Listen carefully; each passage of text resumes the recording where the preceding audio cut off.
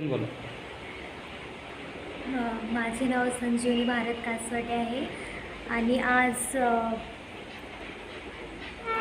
हा चित्रपट बघून खूप काही शिकायला मिळालं, खूप काही माहिती मिळाली. त्याविषयी धन्यवाद. आणि चित्रपट खूपच छान होता.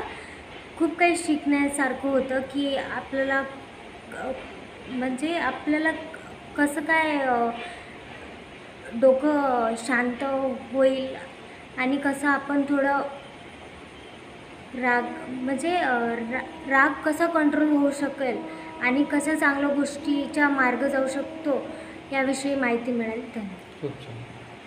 माझे नाव सानिया किसन कासवटे आहे. आम्ही राहणार ताडाडी.